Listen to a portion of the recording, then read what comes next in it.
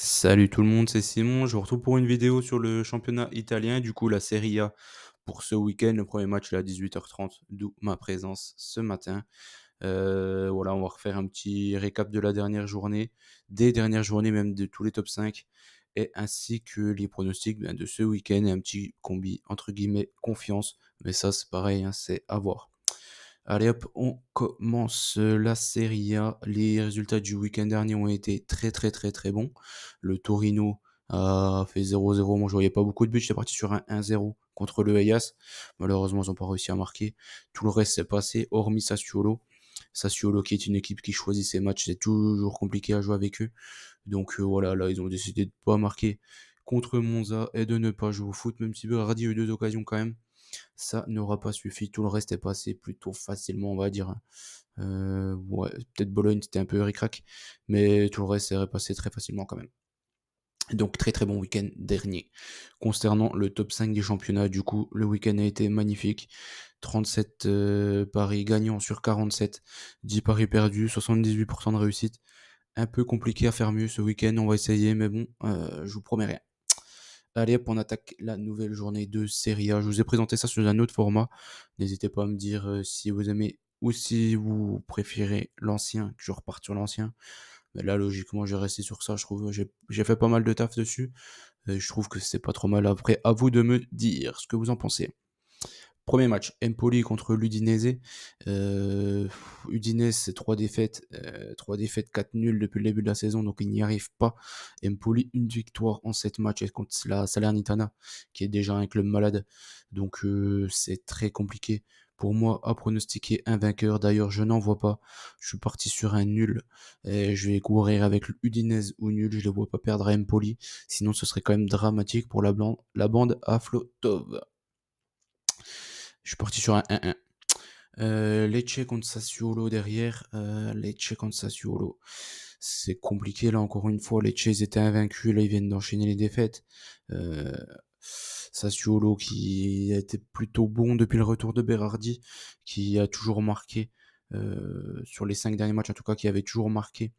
Et là du coup ils n'ont pas marqué le dernier contre Monza à domicile. Là je les vois pas ne pas marquer contre Lecce qui est une équipe qui ouvre énormément le jeu. Donc je pars sur ça comme bet. Je trouve que c'est un petit bet évident quand même. Le fait que Sassuolo marque, la cote elle est sympa à tenter. Je les vois même gagner le match. Je les vois même gagner le match, parti sur un 2-1 Sassuolo à Lecce. Mais bon là encore, je me mouillerai pas trop sur le résultat. L'Inter contre Bologne. L'Inter c'est une équipe qui habituellement y arrive très facilement hein, contre Bologne à domicile. Il reste sur 2-6-1. Thiago Motta, voilà, c'est son club de cœur, l'Inter, on le sait. Je le vois pas les freiner à Milan. Donc là, je pars sur un Inter gagne contre Bologne. Je pense que c'est un petit bet sympa. Une cote autour d'un 40, même si elle fait que de chuter. Je les vois vraiment largement au-dessus de Bologne. Je suis parti sur un 3-0. Donc je vois quand même un gros écart. Ensuite, la Juve contre le Taureau, là, c'est un match un peu piège pour moi. C'est hein, le derby de Turin. Très souvent haché, pas beaucoup de buts en général. Souvent la décision en fin de match. Donc là, je suis parti encore une fois sur ça. J'ai préféré assurer le fait que la Juve gagne. Et je suis parti sur une petite victoire de la Juve, très très très infime et très difficile à avoir sur le terrain. 2-1 et Juve remboursé 6 nuls. Ça sera mon pronostic sur ce match-là. Après le match du Genoa contre le Milan, c'est le Genoa à domicile, ils ont pris 2 buts contre Naples, 4 contre la Fio et 1 contre la Roma. Donc ça nous laisse quand même voir qu'ils ont beaucoup de problèmes défensifs. C'est une équipe qui ouvre beaucoup beaucoup le jeu.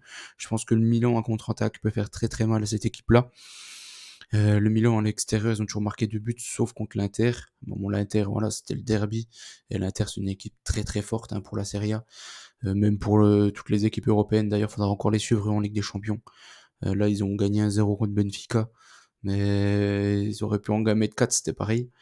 Là, le Milan, ils ont fait un nul à Dortmund. Bon, ils ont eu des occasions en fin de match pour l'emporter. Euh, Là, sur ce match-là, je les vois quand même largement au-dessus du Genoa.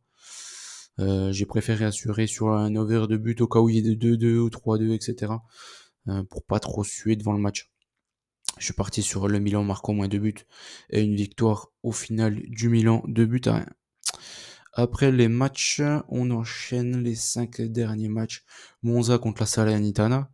Monza, ils sont allés gagner à Sassuolo, mais bon, ils font beaucoup de matchs nuls. La Salernitana, eux, ils sont sur 3 nuls et 4 défaites depuis le début. Le Monza, ils ont fait que 2 défaites et c'était contre l'Atalanta et l'Inter, donc c'est des équipes vraiment du top niveau, surtout en Serie A en ce début de saison. Donc là, je préfère assurer. La Monza, il me faut quand même un peu peur. Je les prendrai jamais en sexe. Pour moi, c'est un match un peu piège. Ça me m'étonnerait pas qu'il y ait un nul au final. Mais je suis quand même parti sur un avantage Monza assez infime. C'est pourquoi j'ai préféré assurer avec le remboursé 6 matchs nuls. Une victoire 1-0 de Monza. Ric-rac. Vraiment en mode galérien. Après, Frosinone contre le Hellas. Frosinone à domicile, si on fait une défaite contre Napoli, une défaite en 4 matchs, donc du coup, ils sont quand même très performants à domicile. Le Hellas, ils sont pas terribles. Ils sont vraiment, vraiment pas terribles en ce début de saison.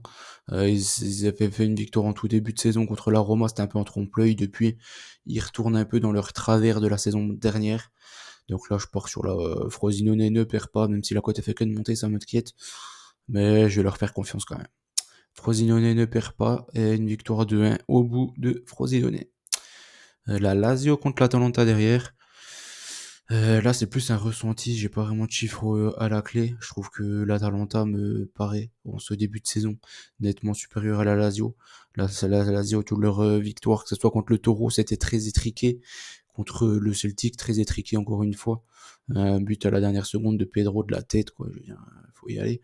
Et l'Atalanta, ils font que des bonnes perfs, que ça soit en Ligue Europa ou en championnat. Donc là, je les vois pas perdre à la Lazio ce match-là. Je les vois pas perdre à Rome. Je préférerais prendre la double chance parce que de toute façon, c'est une super cote.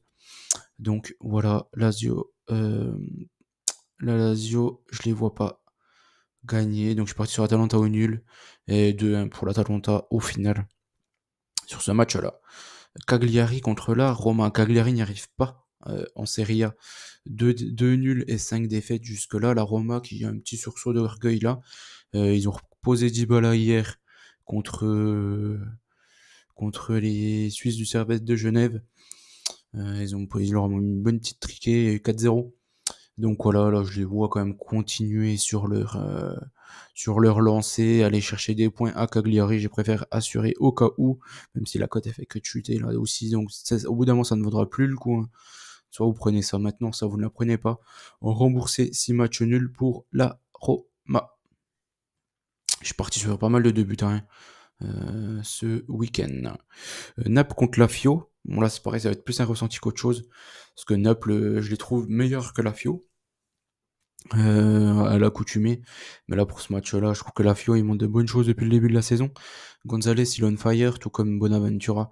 Je les vois marquer à Naples, qui a quand même pas mal de lacunes défensives. Donc, je suis parti sur le BTTS sur ce match-là. Je suis parti sur le BTTS en score, je suis parti sur un match nul. C'est un match assez ouvert, je pense qu'il va y avoir pas mal de buts.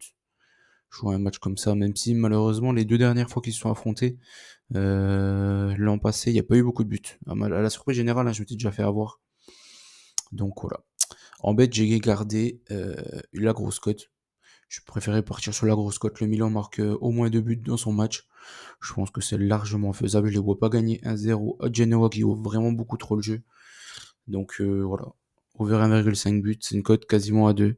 Donc c'est vraiment sympa à tenter. N'oubliez pas qu'on gagne, on perd ensemble. Je vous souhaite bonne chance à tous. Et le petit like pour la route comme d'hab. Et n'hésitez pas aussi à me rejoindre sur le groupe Telegram, à nous rejoindre, là, toute la communauté sur le groupe Telegram. Je vous dis bon week-end à tous. De toute façon, toutes les vidéos vont s'enchaîner maintenant. Allez, à plus tout le monde.